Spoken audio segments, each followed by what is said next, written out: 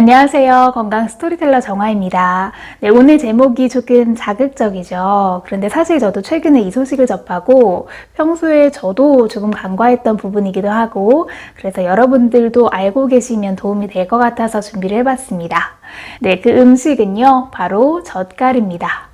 저도 사실 이 젓갈이 그렇게 좋지는 않다, 연분이 너무 과하다 이런 이야기는 종종 들어본 적이 있는데요. 그런데 가끔 마트나 시장에 가면 이 매대에 올려놓고 판매하는 빨갛고 또 식욕을 돋게 하는 이 젓갈 보면 그렇게 먹고 싶을 때가 있습니다. 저희 남편이나 아버님도 참 예전부터 좋아하셨던 반찬이기도 하고요.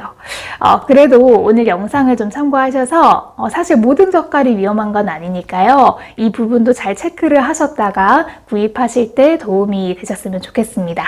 네, WHO 세계보건기구에서 일군 발암물질로 분류된 종류가 몇 개 있는데 그 중에는 술, 담배, 석유 찌꺼기나 담배 타르에 해당되는 벤조필은, 청산가리, 그리고 젓갈입니다. 네, 앞에 나열했던 것들은 위험하고 좋지 않은 건 잘 알겠어요. 그런데 갑자기 생뚱맞게 젓갈이 여기 왜 들어가 있지? 이렇게 생각이 들 것 같은데요. 저도 남편한테 이런 이야기를 꺼내니까 뭔 소리냐고 깜짝 놀라더라고요. 자, 왜 젓갈이 발암물질로 분류가 됐을까요? 자, 언론에서는 젓갈이 가지고 있는 단백질과 소금 속 아질산염이 만나서 니트로사민이라는 발암물질을 만든다라고 소개가 되어 있습니다.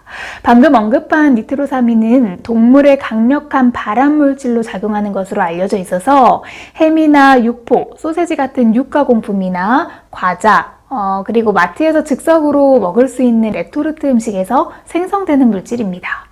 안 넣어서 팔아도 되는데 왜 그런 성분을 굳이 넣을까 의문을 가지실 수도 있을 것 같은데요. 그건 바로 보존을 오래 하고 또 맛있게 보이게 하기 위해 첨가한 재료이기 때문입니다.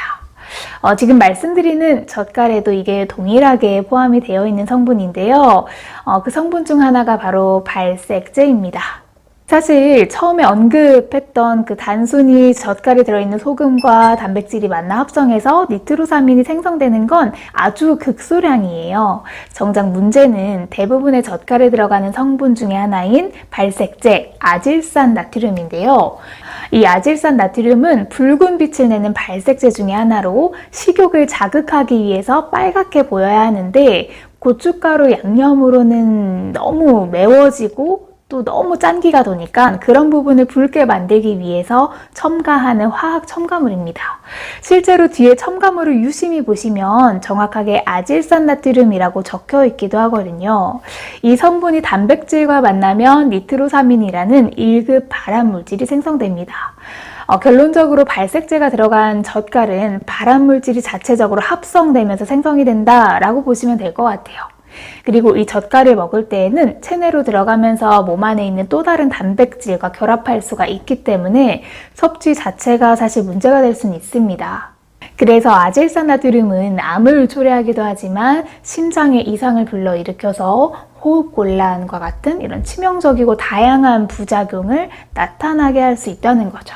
네, 그렇다면 사실 이렇게 맛있는 젓갈 어떻게 건강하게 먹을 수 있을까 말씀을 드려야 할 것 같은데 이런 말씀 드리기에는 조금 조심스럽긴 하지만 정확하게 어떤 성분이 들어가 있는지 알기 어려운 젓갈은 구매를 피하시는 게 좋습니다. 보통 시장 가시면 딜통에 잔뜩 그 종류별로 쌓아놓고 이 그램으로 재서 주걱으로 떠서 포장하고 판매하는 젓갈집이 가끔 보이죠. 그런데 여기에 발색제 들어가요?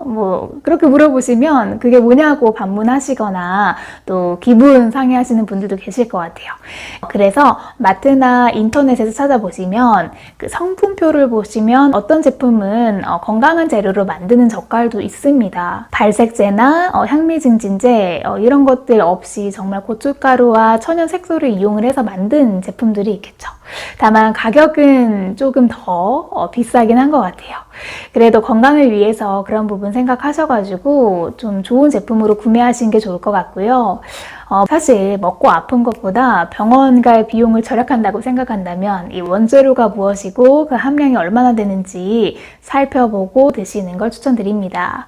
저도 그렇지만 우리에게 어렸을 적부터 꾸준하게 익숙해진 음식은 과연 이게 몸에 해로운 걸까? 라는 생각을 잘 하지 못할 때가 많은 것 같아요.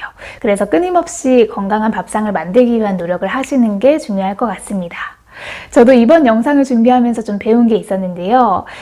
그래서 앞으로는 조금 더 주의 깊게 찾아보고 내 입에 들어가는 만큼 잘 신중하게 구매해야겠다라는 생각을 하게 됐습니다. 우리 구독자 여러분들도 오늘의 정보를 통해서 현명한 소비를 하셨으면 좋겠습니다. 네, 오늘 내용은 이렇게 마무리하도록 하고요. 다음에 더 유익한 내용으로 찾아뵙도록 하겠습니다. 시청해주셔서 감사합니다. 항상 건강하세요.